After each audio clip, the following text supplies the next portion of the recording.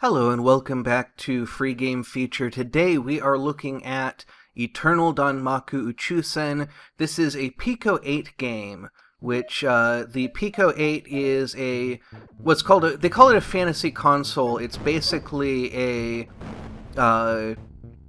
game engine that is very constrained, and so some developers find that it can make them more creative to try to work within a lot of constraints, very strict constraints.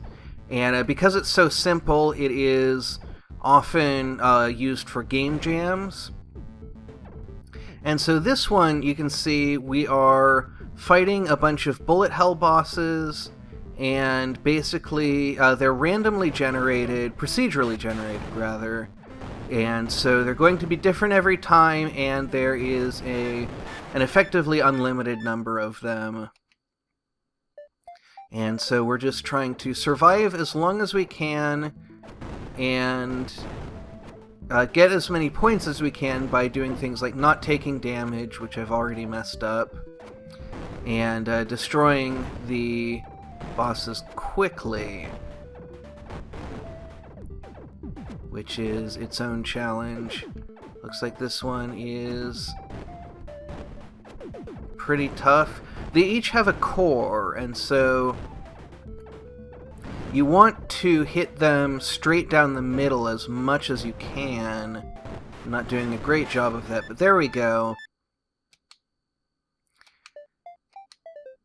So we've already made it to level 4, which I believe is the best I've ever done. So let's see if we can get even farther, though. It looks like we are on our last hit, so that seems pretty unlikely. And this guy is doing a good job of pushing us out. Oh, and that's game over. 317 points, level 4.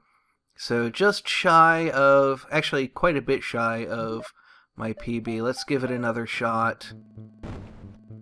So they do kind of start out simpler and get bigger and more complicated as you go. I think that's my understanding. So there we go. We got some more points because we didn't take damage and we didn't use bombs. Now, using bombs is something that I should remember to do.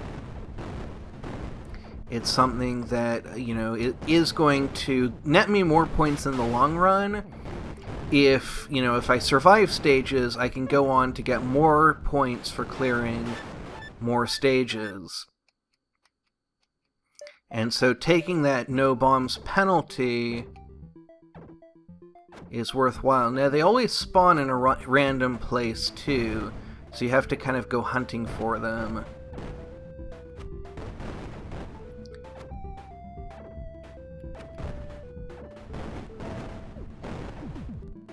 This one is doing a pretty good job of dodging us. It has a very narrow front, so I'm taking a lot of damage just trying to get into position.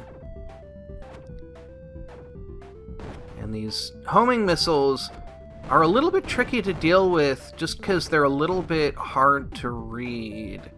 They kind of bend around. They don't really home that effectively, but because they curve, that ends up being what gives me problems.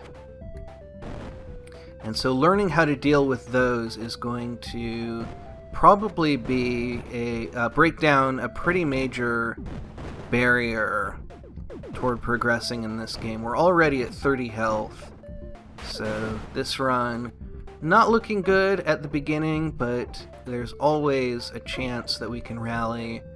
Down to 10 health. Now, if we can beat this boss, we do get more health back. Oh, never mind. So it's a fun challenge, and the bullet hell is, not the most brilliant that I've ever seen, but it's procedurally generated, and for the constraints that we're working with, pretty solid. It's fun. That's all that really matters. Let's see, where's this one? There he is. Alright, so this actually looks like... Okay, so it's some aimed shots. So let's see if we can work our way into this one. Tried to go around that, didn't quite manage it. There we go. But we do get hit points for being... We get points for being at or within 20 hit points of full health. And then we get a heal after every round, and so we get extra points for any overheal. Oops. The spaceship's momentum is a little bit odd, a little bit janky. I find myself often kind of overshooting movements. You move faster when you are not shooting, but you also feel slidier. There we go.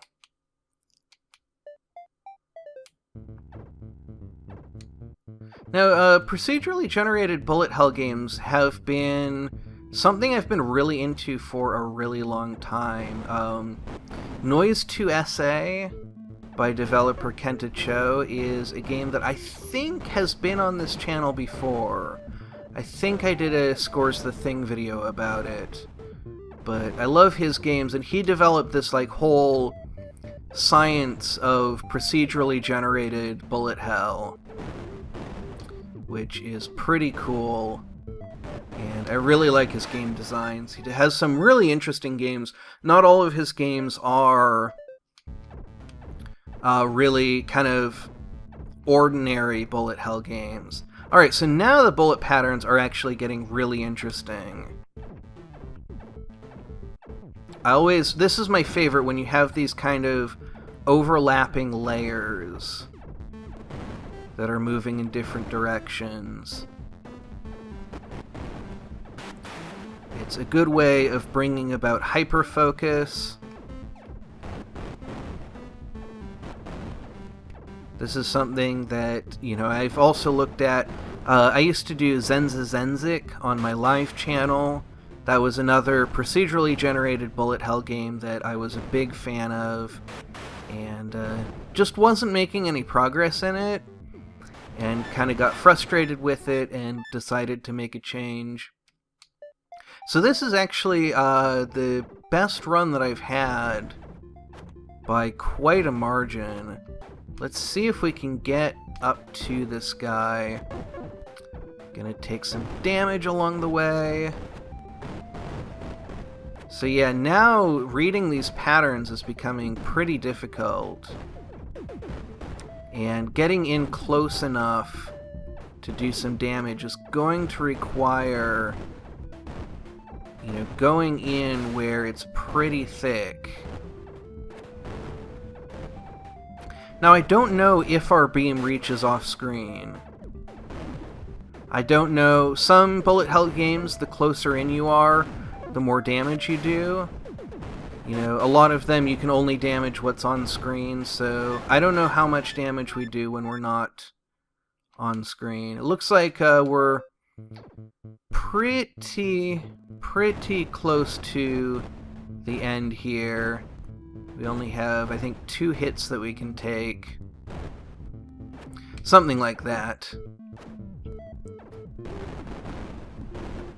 And there's the end. But still, that was our top score. So that is Eternal Danmaku Uchusen. Really enjoy it, and I hope that you enjoy it too. So until next time, thank you very much for watching, and have a great rest of your day.